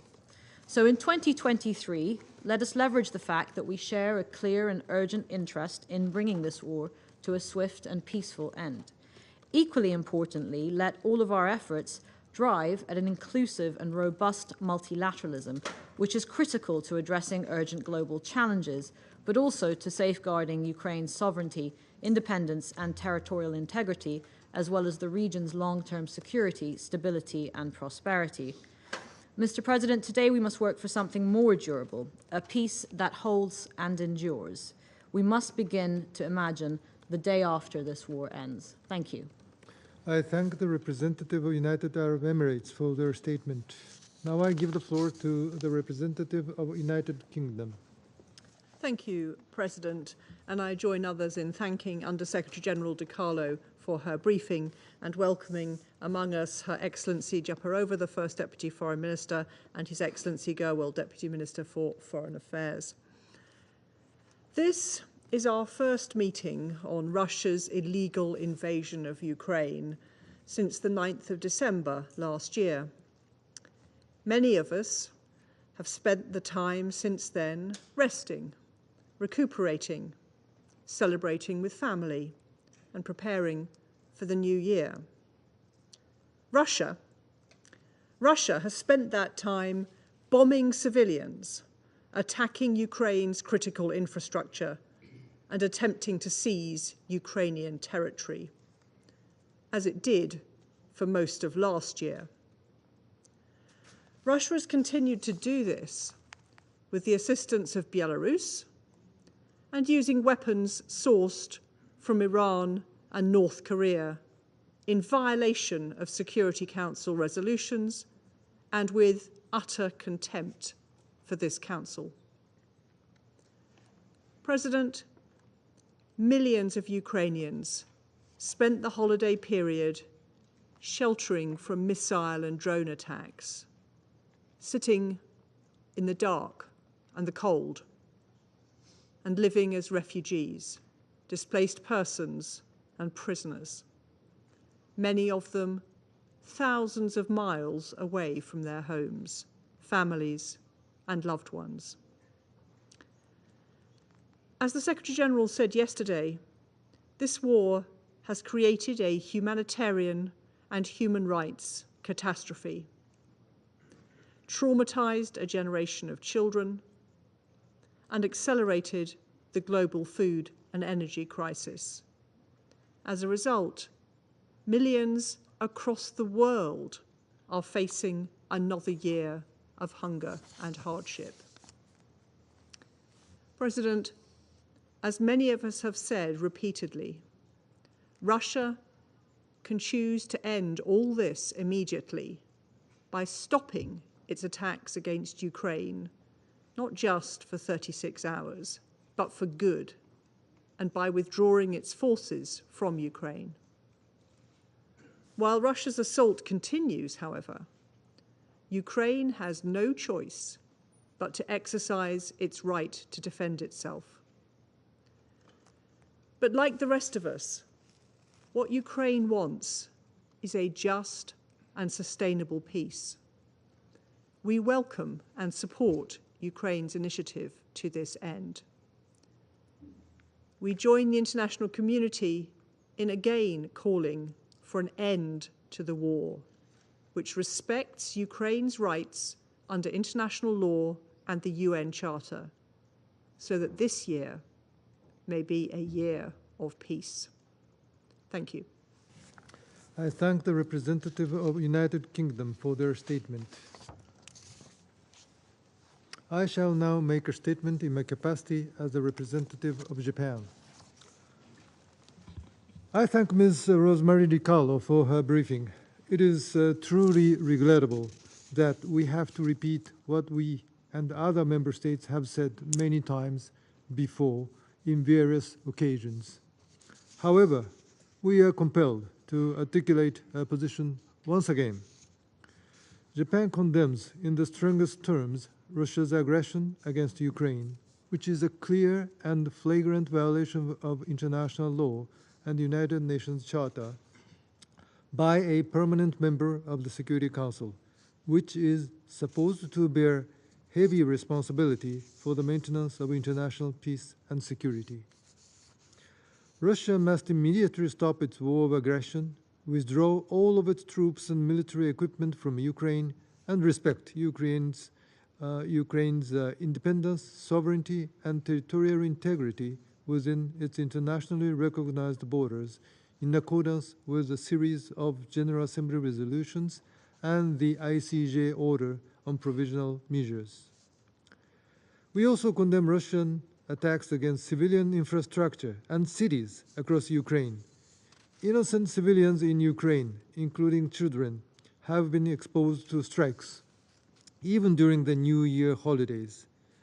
Destructions of energy infrastructure has seriously aggravated the humanitarian situation in the harsh winter. Any continuation of these attacks is completely unacceptable. We recall that indiscriminate attacks on innocent civilian populations constitute a war crime. We underline that there can be no impunity for war crimes and other atrocities, including sexual and gender-based violence. The international community must hold those responsible to account in accordance with international law. We strongly condemn the transfer of unmanned aerial vehicles from Iran to Russia. We would support efforts by the UN Secretariat to investigate the potential usage of Iranian drones by Russia in its war against Ukraine, in accordance with the UN Security Council Resolution 2231. We also strongly condemn Russia's irresponsible nuclear rhetoric and its seizure and militarization of Zaporizhzhia nuclear power plant. We fully support the work of IAEA to ensure a nuclear safety and security at the ZNPP. Japan reaffirms its commitment to play its part in shielding vulnerable countries that are severely impacted by the repercussions of Russia's war of aggression against Ukraine and Russia's weaponization of energy and food. We welcome the agreement by all parties to continue cooperation on the Black Sea Grains Initiative and reiterate our respect for the efforts of UN Secretary General Guterres and Turkey in this regard. We strongly urge the relevant countries to continue to steadily implement this initiative. Unilateral attempts to change the status quo by force shake the very foundation of the international order based on the rule of law and must not occur at any corner of the globe. Member states reaffirmed such principles at the open debate yesterday. Japan renews our full resolve to continue our assistance to support Ukraine's defense of its sovereignty and territorial integrity. We will stand firmly with Ukraine for as long as it takes. I shall now I resume my function as the President of the Council. I now give the floor to Her Excellency Ms. Emine Japarova, First Deputy Foreign Minister of Ukraine. Mr. President, distinguished members of the Security Council, and the Secretary General DiCarlo, dear friends, dear colleagues, I would like to start with the words of my huge personal appreciation to all of you who express support to Ukraine in our fight for the existence. And not only in our fight for the existence, but also for the existence of the whole world that is based on rules and order, international law, respect for the very fundamental things that we know, like territorial integrity and sovereignty, and finally, respect for the human dignity and freedom. I regret that the evil's messenger is still here, in the seat of the permanent member of the UN Security Council, the seat of the Soviet Union. These representatives constantly poison the discussion held here and cynically lie to all of us. I reiterate what the delegation of my country has already pointed out, that the legal grounds for such a presence are more than dubious, if not absent. Mr. President, dear colleagues, since the last Council meeting on the Russian war against Ukraine, the situation on the ground has further deteriorated. Active front line with Russia is more than 1,500 kilometers, while the total combat line is almost 4,000 kilometers. Ukraine has been turned into the world's largest minefield of 175,000 square kilometers. The majority of Russian missile and drone attacks has been directed at civilian infrastructure, namely 62% of all strikes. Thousands of residential buildings, houses, schools, kindergartens, hospitals, museums, religious buildings, electricity grids, water grids, railway, markets have been either destroyed or heavily damaged. Over 7 million of my compatriots, mostly women and children, have been roaming all around the globe, been separated from their homes and families. And more than other 7 million of Ukrainians have become IDPs, eternally displaced persons, and this is on the top of 1.5 million of IDPs since 2014, like myself, when I left my homeland, Crimea. Today, the battle for Donbass is at its height. The cities of Bakhmut and Solidar are now the major hotspots of the military action. What happens there surpasses the most horrific picture of world wars. There are ruins instead of residential buildings, emptiness and dead bodies instead of joyful crowd, charred tree trunks instead of forests, and moon-like surface instead of grain fields. Ladies and gentlemen, I think it's our shared responsibility to restore peace and justice, to make every provision of the UN Charter operational, to guarantee safe and prosperous future to our children, to our grandchildren, and all generations to come. It is our historic mission, and it's the momentum where we live all together. My president, Volodymyr Zelensky, has initiated Peace Formula to meet the pressing challenges of the world. It consists of 10 points that are able to bring back security and justice to Ukraine and the entire world. The formula is quite simple, and it's based on the purposes and principles of the UN Charter. As we all see, Russia's war impacts the entire world because today our states and peoples are very much interconnected. When Russia destroys grain fields and farms in Ukraine, families from many countries in need suffer from food shortages and poverty. Thus, our peace formula is aimed at ensuring security in all its dimensions: food security, radiation, nuclear safety, energy security, countering ecocide, and preventing repetition of the aggression.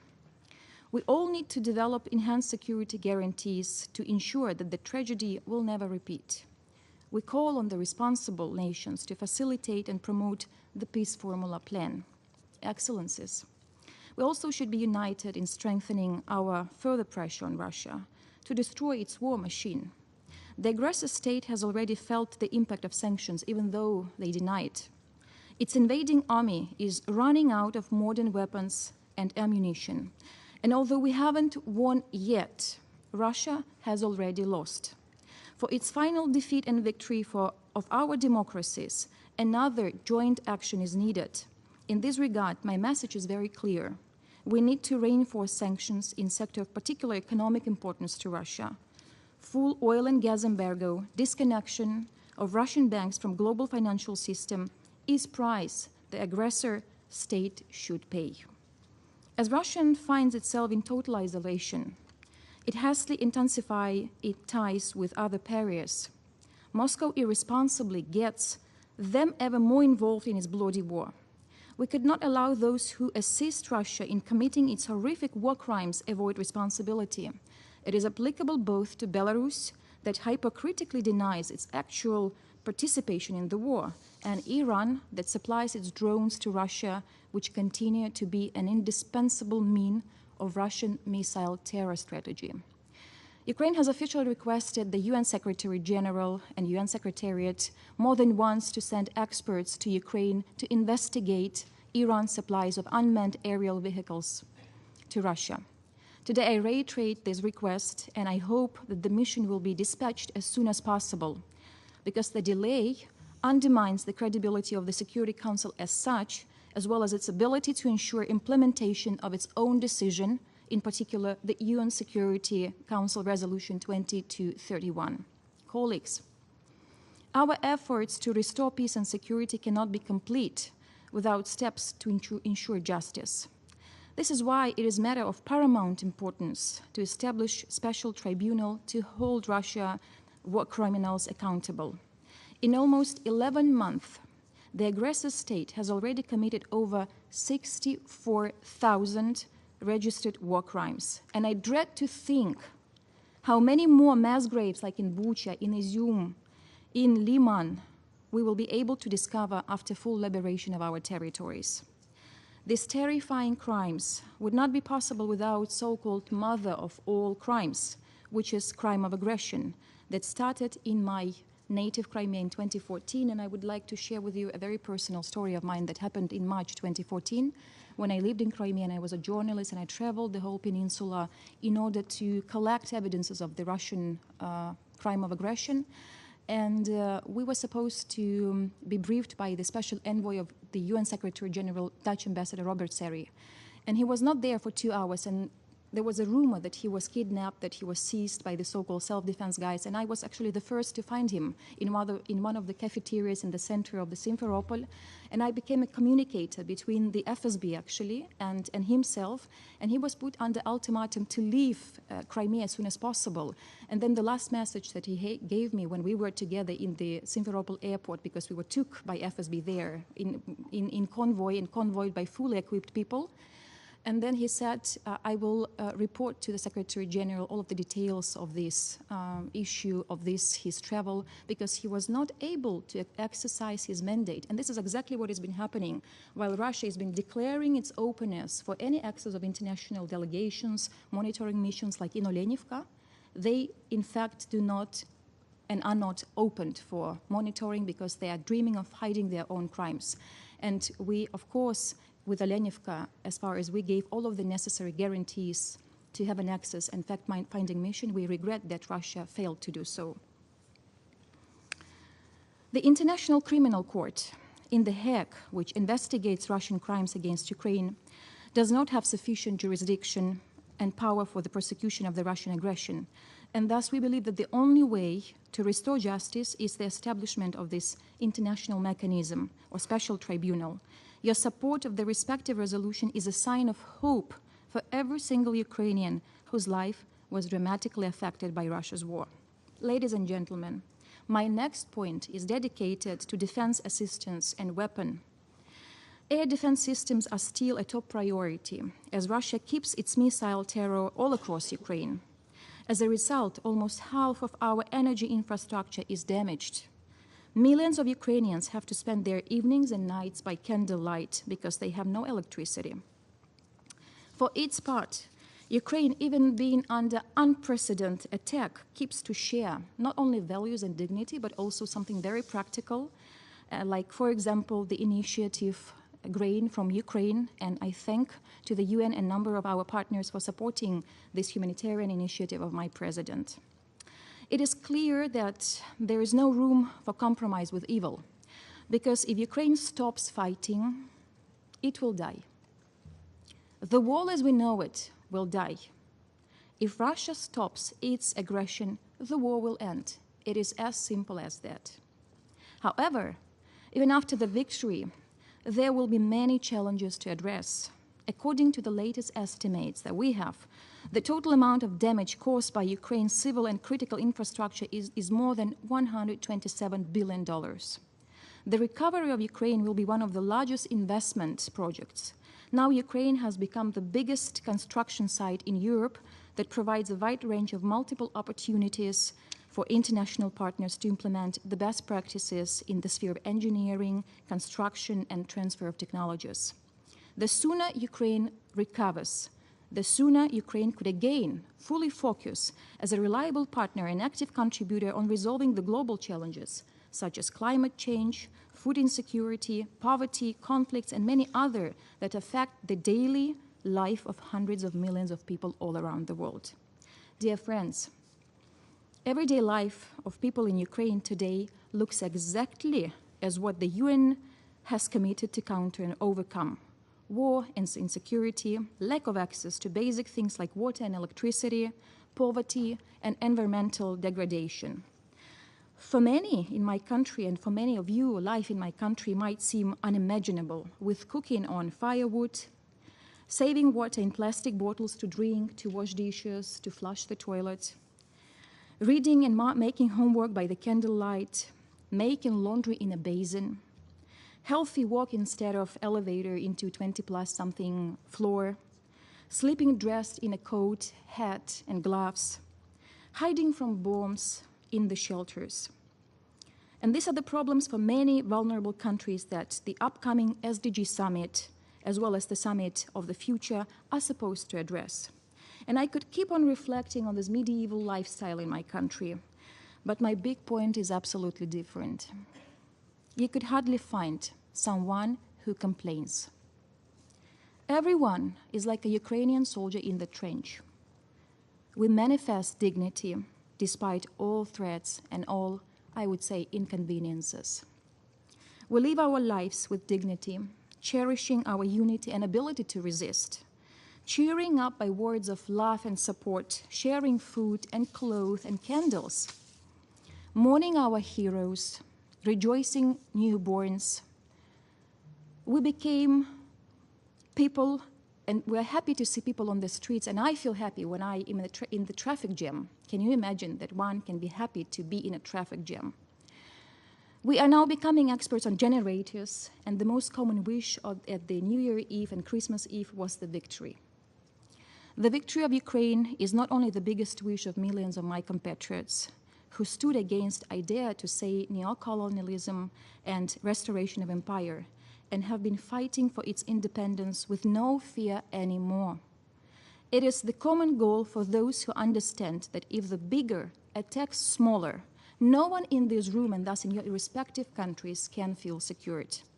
However, we can make it secured by working together, shoulder to shoulder, hand to hand, heart to heart. We can make it. I thank you for your attention. I thank Her Excellency Ms. Zapalova for her statement. I give the floor to His Excellency Mr. Wojciech Gelwel, Deputy Minister for Foreign Affairs of Poland. Your Excellency, Mr. President, dear ministers, honorable delegates, Poland commends Japan for convening this important meeting. Let me express my appreciation to Your Excellency, Mr. President, for your statement, and to Under-Secretary General Rosemary DiCarlo for her briefing and valuable insights. Thank you to Your Excellency Emin Japarova for your statement or for your testimony about the dignity of the Ukrainian people, which you so eloquently evoke. Mr. President, with each and every day of its aggression against Ukraine, Russia is breaking the most basic rules and principles of international law enshrined in the UN Charter and other historic documents. We are obliged to repeat this plain fact over and over again, even though it falls on the aggressor's deaf ears. Today, I would like to make 3 points regarding the current situation in Ukraine. First, I wish to assure you that Poland will continue to act as the assistance hub for Ukraine as long as it is necessary. We have been proud to offer our goodwill services to Ukraine and Ukrainians from day one of the Russian invasion. In addition to offering shelter to millions of Ukrainian refugees, Poland keeps providing and facilitating transfers of multidimensional aid, as well as hosting several hundred humanitarian workers from over a dozen UN agencies and international organizations. We are the main support gateway for Ukraine, and it is our intention to continue in this particular role as long as it is required. Second, I would like to inform you about the conclusions of the Lublin Triangle Summit of the Presidents of Ukraine, Poland and Lithuania, which took place in Lviv just 2 days ago. In their joint declaration, the three leaders underlined, among other things, their full support for the creation, in accordance with the principles of international law, of an ad hoc international tribunal for the crime of aggression committed by the Russian Federation against Ukraine. The presidents also voiced their support for convening the Global Peace Formula Summit initiated by Ukraine in order to consolidate international support as presented by President Zelensky. Poland and Lithuania also reconfirmed their strong advocacy for Ukraine's Euro-Atlantic perspective. Mr. President, and last but not least, my final point is an appeal to the members of this Security Council and the whole international community. It is my duty to express in this chamber Poland's concern with the role of Belarus in the Kremlin's strategy regarding Ukraine. By now, we already know that Minsk is politically and practically supporting the Russian aggression. However, accelerating Russian military buildup in Belarus, including recently announced Russian-Belarusian military drills to take place between January 16th and February 1st, should ring additional alarm bells. I do not have to remind anybody here that the deployment of Russian troops and military equipment in Belarus just 12 months ago was a prelude to a full-scale invasion we have witnessed since February 24th, 2022. The concentration of troops in our region is a negative development which we notice. Therefore, we should make clear to Belarus that it can still reverse its course and make the right choice. Minsk has to be conscious that its further active involvement in the invasion will be met with firm response from the international community. Let us make every effort to prevent further escalation of the conflict and use all the available tools to establish a just peace Ukraine strives for. Thank you. I thank His Excellency Mr. Gelvel for his statement. I now give the floor to the representative of Lithuania. Thank you, Mr. President. I am delivering this statement on behalf of the Baltic states, Estonia, Latvia, and my own country, Lithuania. I thank Undersecretary General Rosemary DiCarlo for her briefing and the Presidency of Japan for the opportunity to address this Council. Today's date is symbolic for us, as on January 13th in Lithuania, we commemorate the Freedom Defenders' Day. On this day, in 1991, Lithuanian people, including myself, stood unarmed against Soviet tanks, defending Lithuania's independence and freedom. Each year, we, the Baltic states, commemorate all our victims who died in fight for the independence from the Soviet Empire and continue to stand with Ukraine today, that today is defending not only Ukraine, but also our freedom. Mr. President, we are fast approaching a morbid milestone, 1-year anniversary of Russia's unprovoked, unjustified, and illegal war of aggression against Ukraine. As we speak, Russian troops continue systematic and massive attacks on civilians, as well as deliberate destruction of Ukrainian vital infrastructure, committing horrible war crimes in Ukraine daily. This clearly demonstrates brutality and desperation of Russia's regime. If not stopped, Russia will continue threatening rules-based international order and pursuing its imperialist and colonial ambitions to retain Ukraine in its sphere of influence. If Russia is not stopped, countries around the world will continue to experience the consequences of this war, including through the acute food and energy insecurity. We reiterate that Russia is solely responsible for these hardships by starting the war of aggression in blatant violation of the UN Charter and its key principles. Lithuania, Estonia, and Latvia fully supports Ukraine's initiative on the establishment of the Special Tribunal for the punishment of the crime of aggression against Ukraine. There must be no impunity for Russia's crimes committed on Ukrainian soil.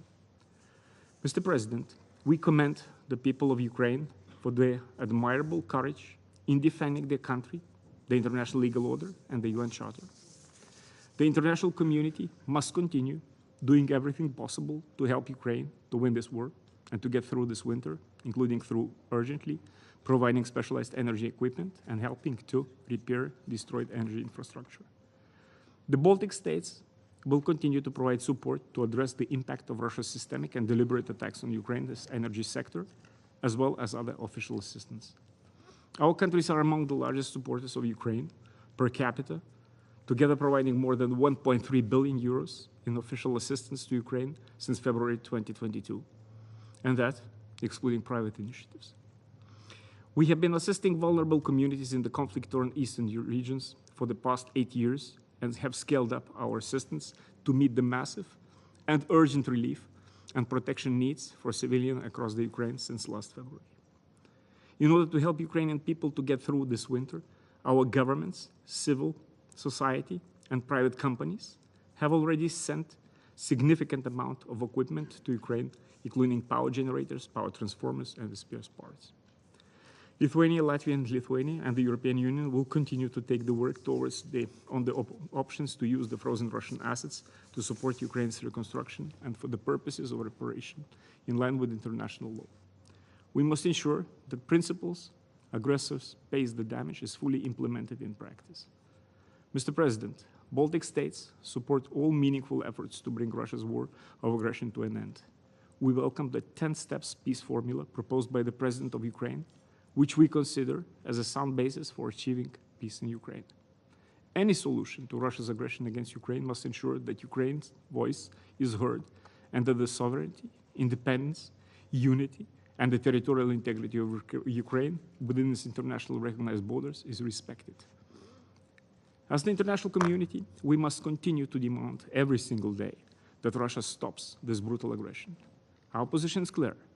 We will support Ukraine and defend the principles of the UN Charter as long as it is necessary.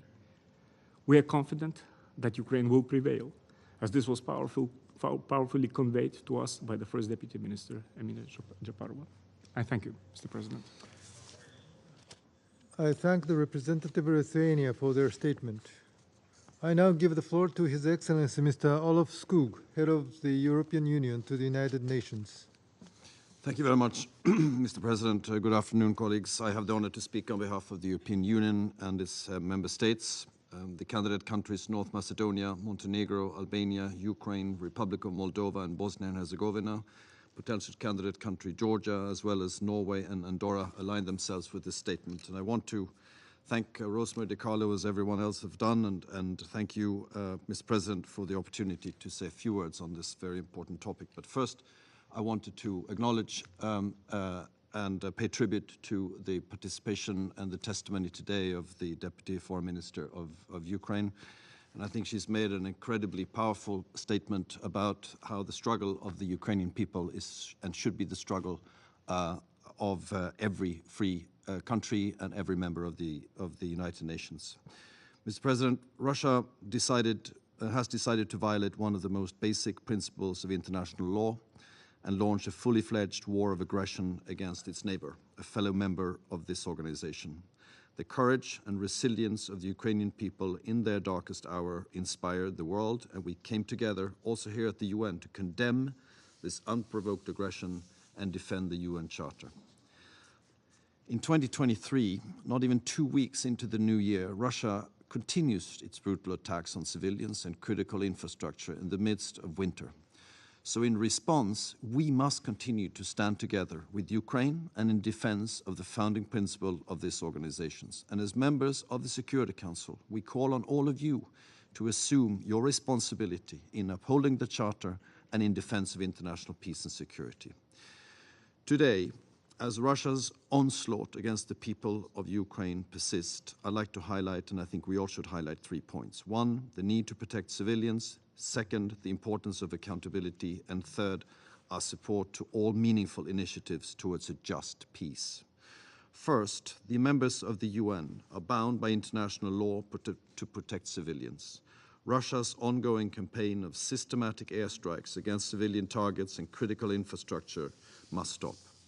These cruel, inhumane attacks only aim to increase human suffering and deprive Ukrainian people and emergency services of electricity, heating, and water.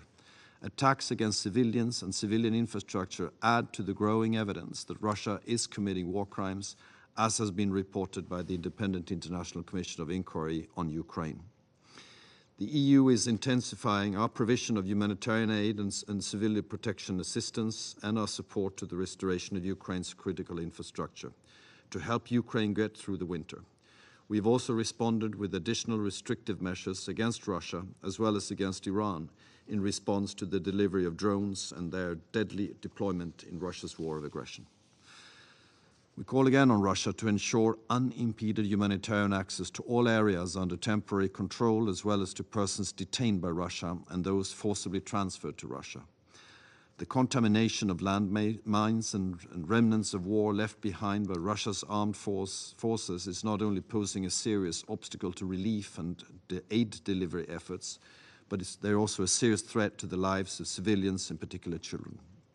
Second, Mr. President, there can be no impunity.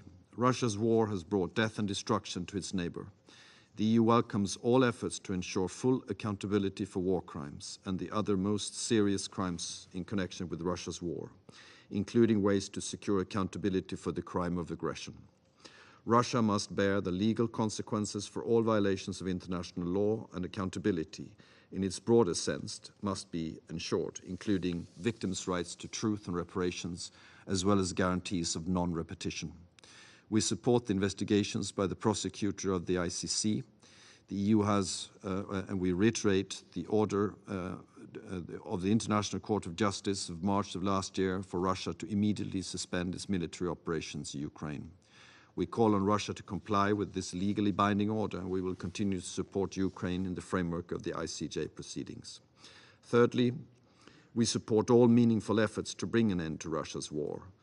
The path to peace is for the aggressor to withdraw its troops and military equipment from the entire territory of Ukraine and respect its sovereignty and territorial integrity. We stand ready to support Ukraine's initiative for just peace. To date, Russia has not shown any genuine willingness for a fair and sustainable peace in line with this charter or the charter of this organization, nor of international law. Russian troops have continued their relentless airstrikes against civilians, using cold and hunger as weapons of war. It has blocked any meaningful action by this Security Council to react to all these crimes. Mr. President, in closing, I want to reaffirm for the EU its full support for Ukraine's independence, sovereignty, and territorial integrity. We will continue to stand with Ukraine and its people for as long as it takes. We will continue to increase the collective pressure, together with our international partners, on Russia to end its war of aggression and to withdraw its troops. And we will continue to be at the forefront of global efforts to address all the global consequences of this Russian aggression. And we count on the members of the Council to do the same. I thank you very much. I thank His Excellency Mr. Skoog for his statement. There are no more names inscribed on the list of speakers. The meeting is adjourned.